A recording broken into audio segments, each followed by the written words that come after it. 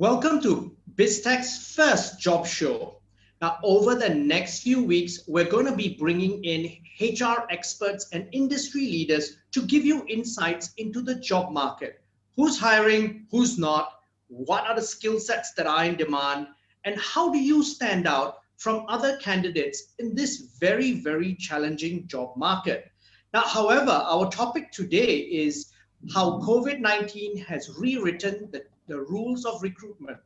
Now, we have with us two distinguished subject matter experts to give us their insights. We've got Siti Mariam Abdullah. She's the Senior HR Recruitment Specialist at a sovereign wealth fund.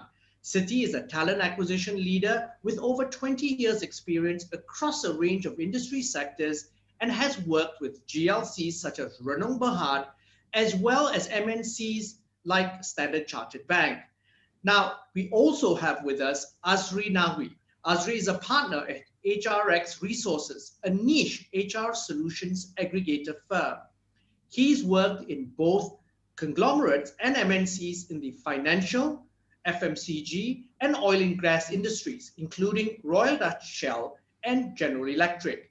Now, Siti and Azri, welcome to the show. Hello, Brian. Firstly, thank you for inviting me. This is a great honor, and it's been a long time since I've been on media, and I'm glad to be here to give some insights. Thank you, Siti, and thank you, Azri, as well. Yeah. Now, thank you, Brian, for having us.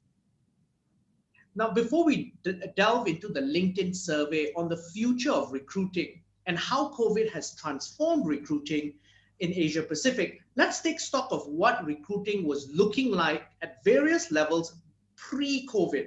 Now, starting with you, Siti, what are the key trends that you found over the last 2 to 3 years that have changed from, say, the previous 5 years? You know, I've been in recruitment for more than 20 years. You know, traditional recruitment is, well, you rely on agencies, you have a network, and you know, you got to talk to people, meet people. But I have to say, in the last, I wouldn't even go as far back as 2 to 3 years. The last 1 year, recruitment has really evolved. It's so much into virtual recruitment. You know, nobody, you know, very few people meet each other. It's all about Zoom meetings, and it's a new work style today. Azri, what are your thoughts? My thoughts. Yeah, sorry, Azri, go ahead. Yeah, there is now a shift or move from a lot more traditional recruitment processes towards more technology-based or technology-focused recruitment.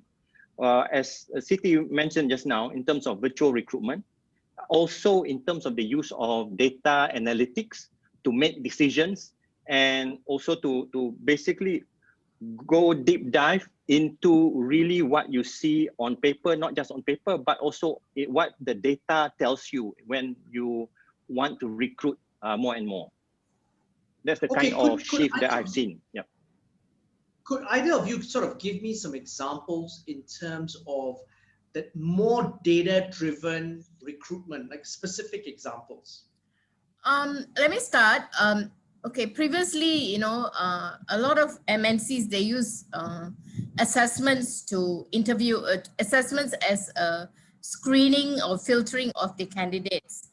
Now the assessments have become a real important tool for every organization.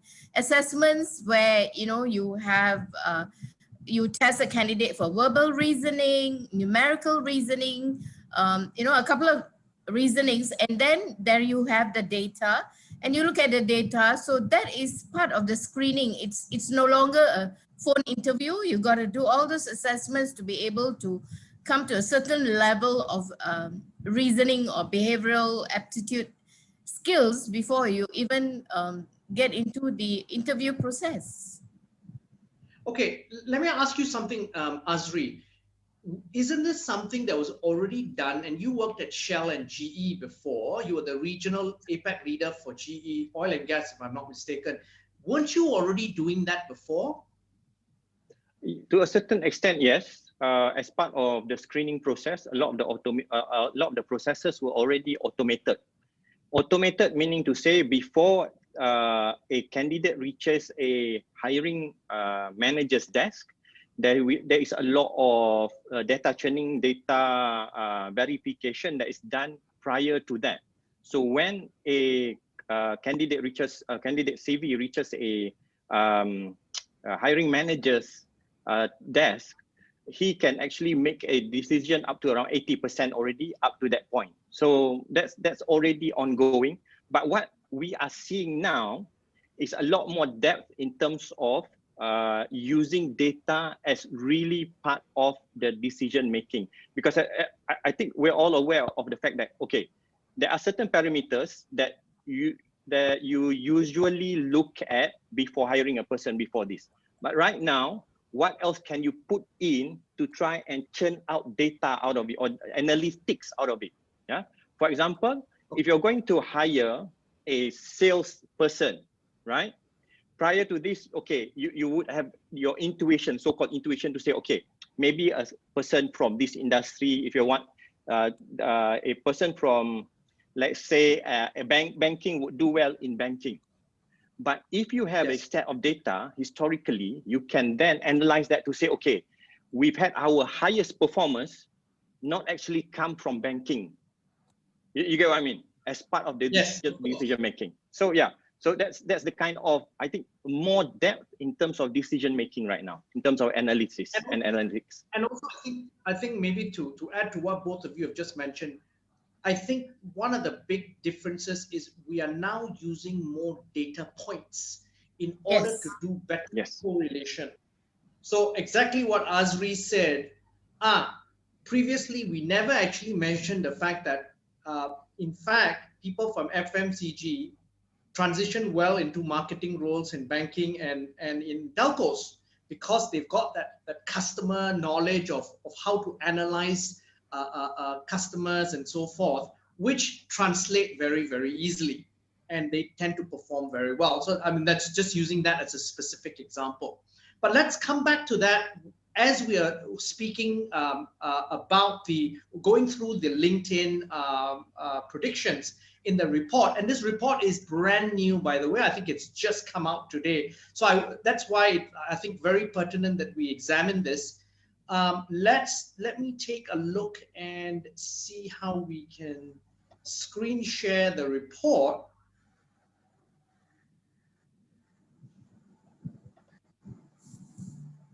And I'm just going to get this up and share this. Yeah, and it's the future of recruiting. And one of the first predictions is the fact that recruiting will hire less, build and borrow more. Is that something that you are seeing in organizations right now, maybe in the last 1 year? That essentially what this is saying is people are not willing, or companies now are more willing to invest in learning and development. And I've seen that in the last 2 or 3 years in particular. More companies are investing in L&D so that they can upskill their employees instead of firing and then hiring new ones. So one company that stands out in Singapore is DBS Bank. Now, DBS Bank started about, I think, their journey for digitization really about 4 or 5 years ago. And Piyush Gupta at that time already said that he needs to upskill the people need to learn more. And so they invested a lot in retooling and retraining their people. And obviously now they are reaping the rewards because I think regionally and in fact to some extent globally, they are seen as one of the traditional banks that have really made that transition into a more digital environment, and they can more effectively compete with all these new fintechs. Now, what are your thoughts on this? Looking at historical data, I think this is quite prevalent in the oil and gas companies. I think he will agree with me, like Shell and even Petronas, they do a lot of hiring less because they move their staff around, they rotate them, they give them a good exposure in all units and all aspects of operations and management and corporate, which is really good. However, you know, there's quite a lot of companies in Malaysia that are still that wanna. I'm not sure whether they want to adapt.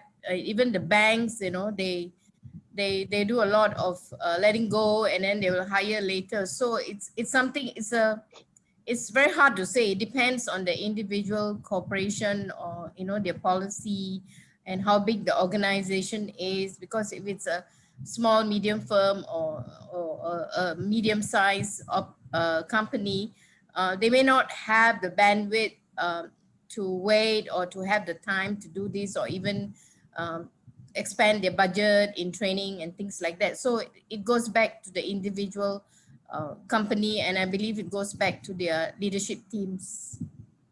Azri, your thoughts? I think there's two sets of scripts at play right now.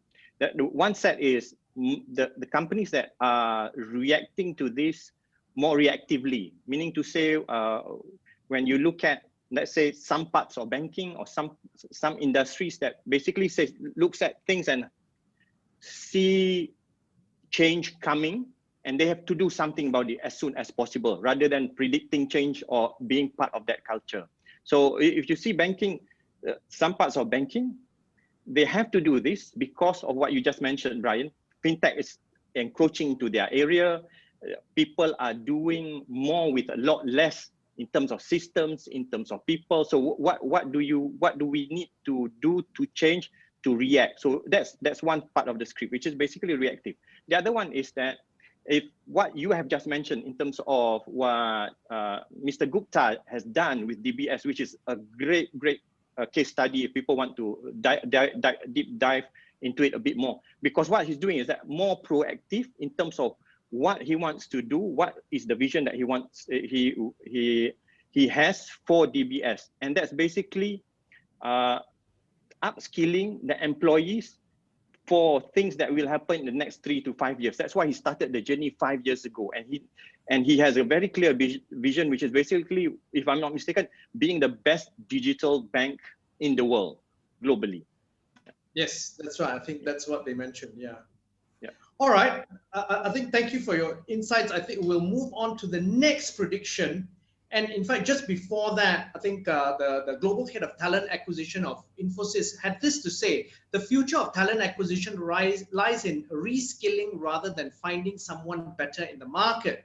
Now, if you need to hire today, you need to reskill yesterday. Now, I suppose that is like you said, the DBS sort of model, but in a Malaysian context, especially, and I agree with Siti on this, the SME basically doesn't have time. Now they are, especially with COVID and, you know, digitalization and transformation has forced their hand to change.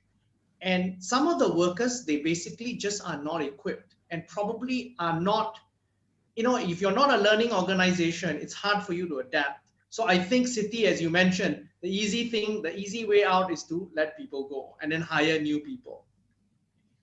So now let's look to the second prediction. Recruiting will help keep the business accountable on diversity. Now, they have in this survey, 73% of Asia Pacific talent professionals say that diversity will be very important in the future of recruiting, and 54% of Asia Pacific talent professionals say that hiring managers are held accountable for interviewing a diverse slate of candidates.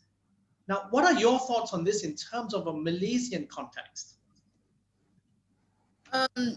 From my experience here, when I look at this diversity, it would be a diversity of skill sets, even background, because, you know, like I've done lots of hiring on investments, and today you just don't focus on finance people with finance degrees or financial background. You know, you're looking at people who have mathematics, who are from engineering background, who are all keen to have that attitude and aptitude to learn new skills. So that's where the diversity would be, where you have different people with different academic backgrounds. Maybe their early experiences would have been engineering, but they're all gearing up with their individual specific or specialized skills and experience towards a diverse workforce that would meet the organization's objective. So in investments, you know, today you have healthcare, you have environment, you have sustainability, and you just can't depend on finance people. You need to have other specialists who can add value towards the building the workforce in an organization. Okay, I think that one of the things is that's one aspect of diversity. But and before I hand the mic over to you, Azri, really the diversity maybe spans a little bit broader, not just from a skill set perspective, but also from a gender perspective, from an ethnic perspective, and from a nationality perspective as well. Because that's in fact one of the challenges if you want to do business globally or regionally right now. So for us in Malaysia, for example, if all of us are Malaysia and we're in a company and we want to do business in China, India, Thailand, Korea, and so forth, if we're all Malaysians, we won't be able to do as good a job, perhaps, if we had then greater diversity. Probably execution is a lot easier. Your thoughts, Azri? I think at the end of the day, diversity has to be driven from the top. Yes. So what are your diversity targets? What do you want to see at the end of let's say, a plan? For example, I think there's a lot of movement, there's a lot of initiative right now in Malaysia with regards to having higher representation of females at board levels. Yeah. Yes. So that's ongoing, because as long as the top basically says, okay, this is something that we want to do within a set period of time, on top of whatever Siti has actually mentioned in terms of the diverse skills that needs to be brought to the table, so that you have a more diverse view at the table to make sure that your company can move forward better in the future. So as long as the top is clear, then recruitment then needs to make sure they really play that part. Because if I can share in terms of what reality, what happens, right? Management or board basically says, okay, these are our targets, right? Then managers in the middle sometimes wants to just cut short the process and say, hey, this is the guy I want, please go ahead. That's where I think this part in terms of the prediction for how recruitment really has to play that really important part to say, hey guys, please remember, this is something that we need to do longer term, and I've got this really great female candidate that we can take a risk on and meet our targets at the same time. I think that's where recruitment will play a really important part. Yeah, I agree with you on that. I think one of the things that, and this is an interesting point from BHP. Now they've used their own performance data to show that where you have more gender balanced teams, you also have teams that feel more included, teams that are safer, more productive in some areas of production, and more engaged. So here, I think her slant is more of a gender-based. I sometimes feel that, especially at board levels in Malaysia, it's just an old boys club. It's the same guys moving around, and as a result, you don't get superior outcomes, because I'm biased in favor of having more women on the board because they bring a very different element to boards. I think women shake things up a little bit. So I'm all for that. But let's go to the third prediction, which is a Siti's pet project, thing, which is basically virtual recruiting. And we talked about this earlier, is here to stay. Now, 78% of Asia Pac's talent professionals agree that virtual recruiting will continue post-COVID. 72% say that virtual recruiting will become the new standard. So that's, I think, Siti's camp. But Siti, I have a thing that I think that it's a tiered thing. So I have a different, at the lower entry levels and so forth, I think you can do most of it in a very automated manner. But as you get higher, you probably need more human intervention after that pre-screening bit, which is now data-driven, right? Because at the end Yes. of the day, because it's got to be about chemistry, it's about gut feel, it's about the team dynamics, and you know that old adage of up down left right interviewing still has to be there, I think, especially in a leadership role, heads of department, C-suite, and so forth. I mean, what are your thoughts? Okay. I have been using LinkedIn since 2005. Yeah, And we same today, here. We are early adopters. we are the early trenders there. Today it's changed. Okay, if you're not LinkedIn, if you're not on LinkedIn, you're not in. Yep. Okay, that's something that everybody need to know, that if you're not on LinkedIn, you're not there. And more so with the COVID, and looking at a lot of other things that's happening, you got to be on LinkedIn and you got to be active on LinkedIn. So virtual recruitment is just not about looking at your candidates, it's building your database. I've managed to build a database of lots and lots of people, so you get to see a lot of C-suite on LinkedIn now. They have actually updated their profiles, they want to get noticed, they're looking out, and they post articles. So it's a different trend, and reaching out to these people, it's again LinkedIn, where you make your connection, whether they accept your connection, and a lot of add value conversations and messages are done literally before you actually think seriously about that candidate. So it helps because you get to know the candidate even on a casual basis, and it helps because when you're looking for a position, you remember, hey, I've had this conversation with this person, maybe he could be the right fit, and then you go back, revisit, and then you have an actual phone conversation, and then of course then it comes to coffee chats and all that. But it is definitely a very, very useful engagement tool. And I suppose it's also given and what you use it well is you build your talent pipelines as well. Yes, talent pipeline. For me, virtual recruitment, especially on LinkedIn, is so important. I think 95% of my hires for the last 3 years have been from LinkedIn.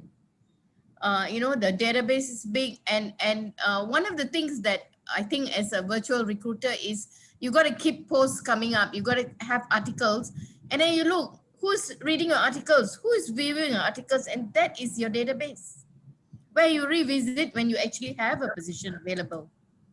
Absolutely. Azri, your thoughts, Azri? I think my only concern, I think everybody knows this is how things are done now, today, especially in a post-COVID world. But my only concern is that how the gap with regards to the adoption of virtual recruiting from the SMEs versus the larger MNCs, because the larger MNCs or larger companies have already practiced this maybe 8 to 10 years ago, right? Yes. So yes. in terms of video calls, in terms of just calling people, being comfortable with that. But what are the SMEs going to do now? How are they going to try and make sure that their process actually gets them the right candidate? That's where my concern would be moving forward for Malaysia, not just Malaysian context, but also ASEAN. Maybe except for Singapore. Yeah. Now, let's move on to the. Sorry, go ahead. Just one point. I've attended a few, like last year, a few functions before the COVID. So, there's quite a number of recruiters from SME who came for some functions and all that. They're all very young, and they are in tune to all this. They're so used to LinkedIn, And then I grew up with like Job Streets and Jobs DB.com. I actually asked them, what is Job Street? All of them don't know.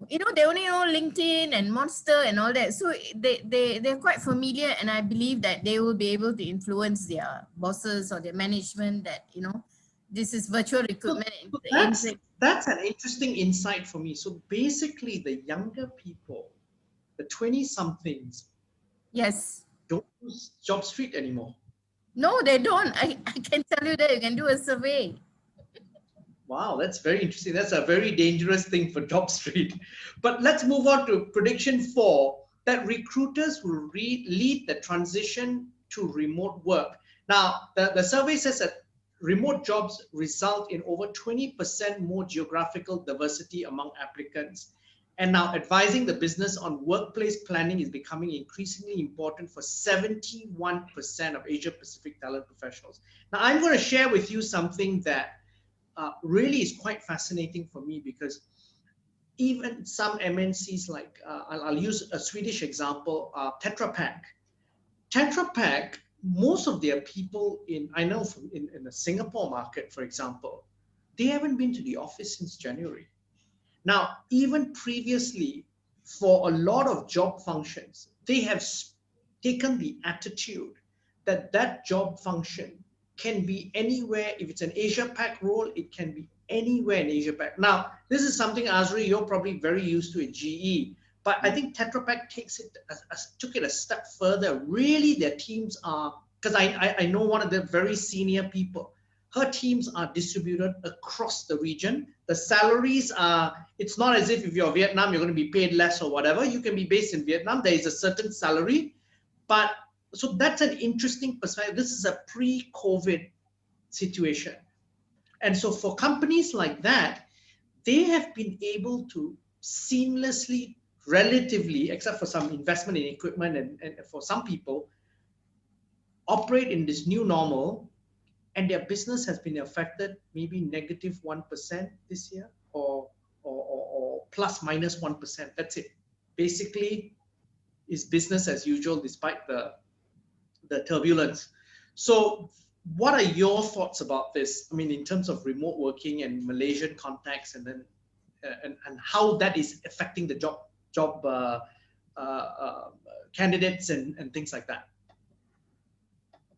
For me, since January this year, I've only gone to office like 2 months, March, April. After that, I've been home, and in fact, the whole organization, everyone, most of them have been working from home, and you know, we did group A, group B, but you know, ultimately everyone's working from home.